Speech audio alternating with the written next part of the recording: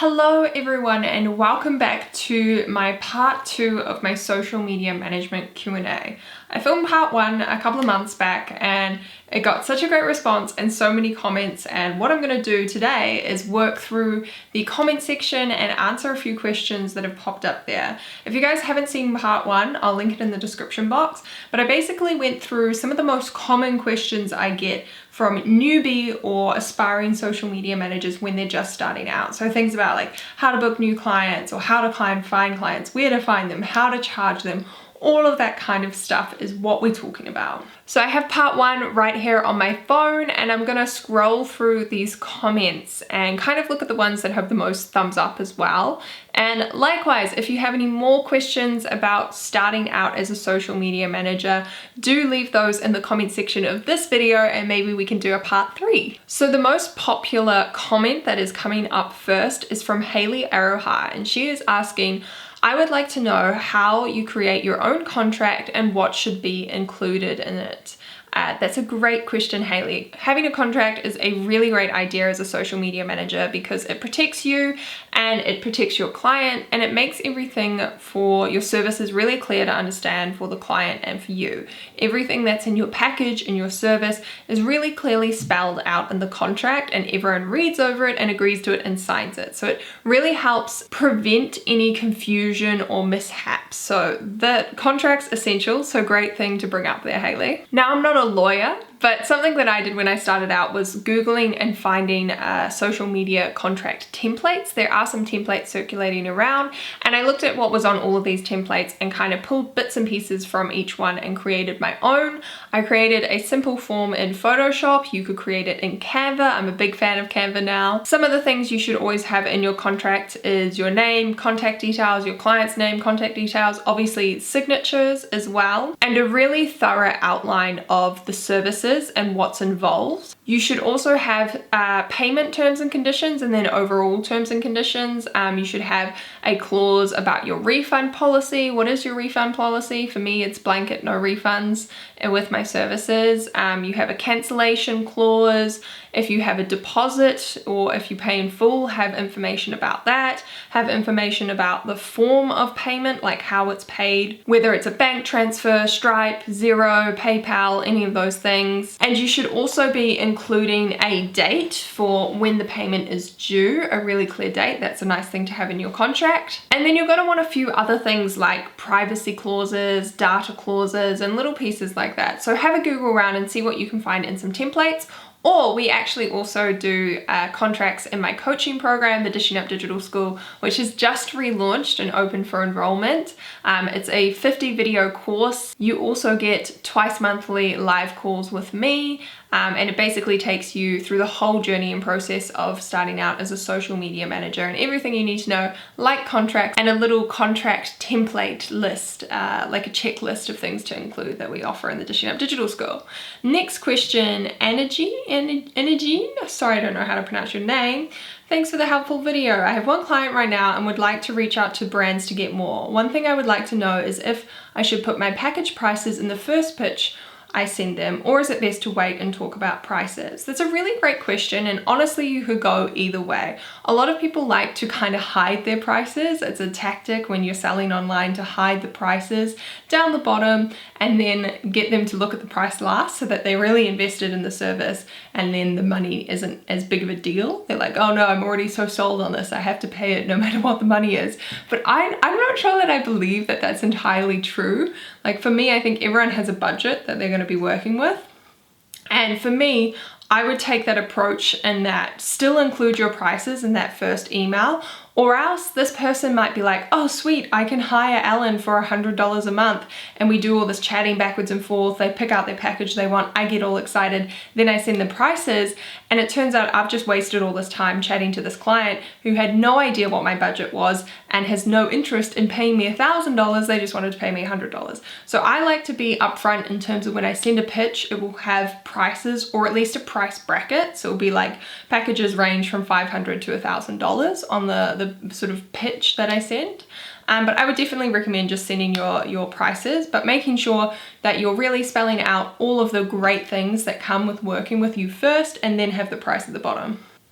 Somebody's left a comment asking if I have a video or course where they can dive deeper into this. Yes, you can! The Dishing Up Digital School, link in the description box. Someone has mentioned that they live in the Philippines and they only charge $4 to $5 per hour. So I talked about pricing in this previous video, and it is a really good point to take into consideration the place that you live. I know in the Dishing Up Digital School, I've worked with girls who lived in like California and Los Angeles, and because the living expenses are quite a lot more to be in a country or a city like that, they tend to charge higher with their packages and prices because they need to pay to live. Versus, I know some social media managers that might be doing the digital nomad live living in Thailand or Bali where living costs are cheaper. They can charge a little bit less, but in saying that, I think there's nothing that should be stopping you from charging, you know, the industry standard. So if you live in the Philippines, but you're working with someone who's in the United States, a US-based business, you should be charging them in US dollars and charging them a good rate, more than $4 to $5 an hour. It's a little bit different if you're working with a business in Philippines because currency exchange, everything is different, cost of living, so that business probably can't afford to pay that for you. So just really think about where you're based and the clients that you're targeting, where they're based and the kind of money they're making. Next question we have here is from Kate. What size business would you approach when first starting? I worked with quite small businesses to get started because it's easier to get a pitch across the line to a small business. I can send an email through their website and it goes straight to the business owner. I don't have to go through customer service and all of these other hoops to get to someone who can make a decision whether or not to hire me. I also did this because smaller businesses are more willing to take a chance on a new social media manager if you give them like a really good deal or a discount in exchange for a testimonial to get started. That's definitely what I did when I got started. But slowly as I grew, I increased my prices and kind of outpriced myself from a lot of small businesses. So now I work with kind of more medium to large size businesses or medium businesses, I would say. But starting with small businesses, people that maybe even only have 500 followers on Instagram you could work with, or people who maybe have a couple of thousand and are really busy doing other things in their business, making candles or going to fairs or teaching lessons, filming YouTube videos, and you can help them out by assisting with their social media as a huge weight off their plate. So go for a small to medium-sized business when you're first starting out and you're trying to pitch and you don't have a huge amount of experience behind you. The next question I have here is, how do you approach customers? Do you walk in stores and ask, or do you message them on Instagram, email? Would you use a private Instagram or make a company one? This is a really great question. And for me, I personally emailed a lot of people to get started. I think email is a little more professional and you're more likely to get a response. With Instagram direct messages, sending a message through there, you're gonna go into this person's requests folder. Speaking from experience as someone who is a business owner online and has worked with a lot of clients, manages a lot of accounts, there is a lot of spam messages that come through those request folders.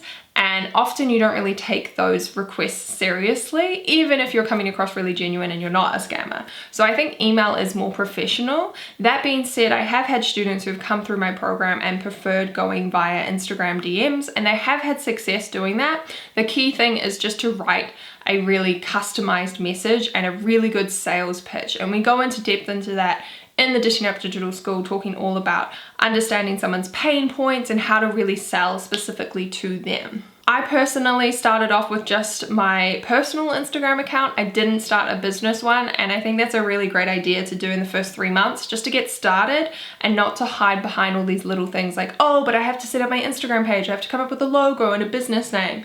If you watched part 1, you know I'm all about just going out there, taking action and learning by doing. I hate people who hide behind the excuse of needing a website or a proper business name. All of that jazz. It is just excuses. It's just your limiting beliefs getting in the way in the form of some sort of task that you think is essential. But the reality is you're going to learn so much more by just going out and getting started. So for me, I messaged people from my personal Facebook page. I joined Facebook groups and commented there. I just had a Hotmail email address. I didn't have anything professional for the first couple of months. Then I set up my business Instagram. And then around the 10-12 month mark was when I made a website and got my official email address as well. The next question we have is from Rudy. When you do product pictures for Instagram clients, do you already fix that into your contract and then give them to send them back, or just give, depending on if you're in the same state? Do you need to apply a discount? Wasn't sure. The interesting thing with product photography is it is really quite standard for people to pay to post you the products and pay to have them returned. Or if they're like a super nice business owner, they might be like, oh, just keep them. Like I had someone who I did photos for their tea brand, and I opened up all the tea leaves and was like, you know, photographing them all. So she couldn't really resell them. And she was like, just keep them. Like, thank you so much for the photos. But naturally, you want to have it in your contract. You want to be upfront. If you're doing product photography, that's included in my package and my price. I price it more than my other social media packages because product photography is time consuming. So it has to be included in that rate. And sometimes I'll factor in the price for return packages. So if it's someone who's in the same country or in the same city as me, I know that it's probably only going to cost like $10 to post it back. So I will sort of budget that into my package and I won't necessarily charge them for that. But for example, I had a client recently this month who I was returning products to, and they sent me so many products, like huge boxes of stuff. And I knew if I was going to post that, that would be like $200 worth of postage. So it was kind of agreed upon in our initial agreement when we set everything up that they would pay for postage. And they did. They sent me a return courier label. So it really comes down to the client. It's totally fine. Sometimes they'll gift you the products. Sometimes they want to keep them as samples for further photography, or sometimes they want to keep them to resell them and you have to return them.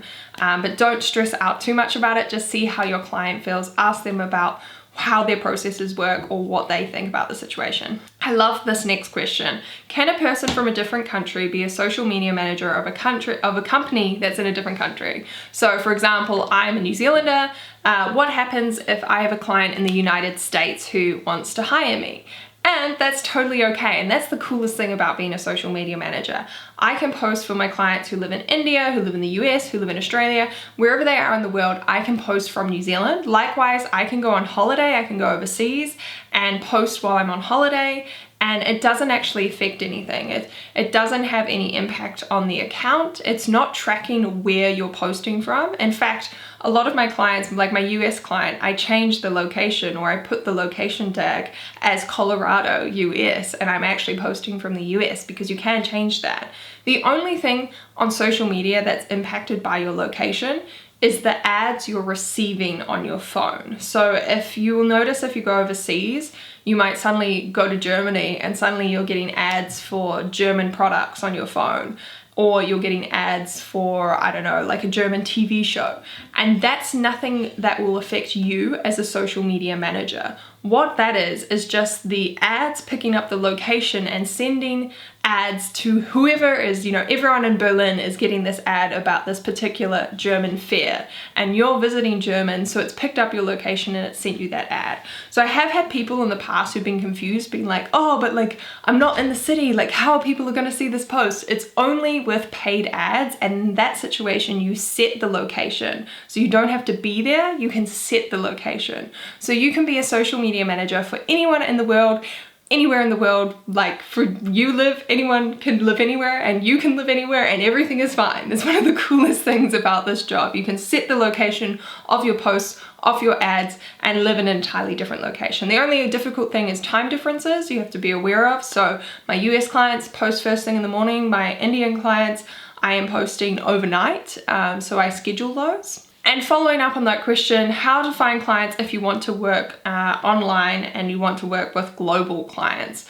That's a really great question as well. For me, all of my international clients have come through referrals or they've found me on Instagram. So once you get started with your first few clients, aim for working with small local businesses to gain experience and build up your testimonials, build up your confidence and build up your skills.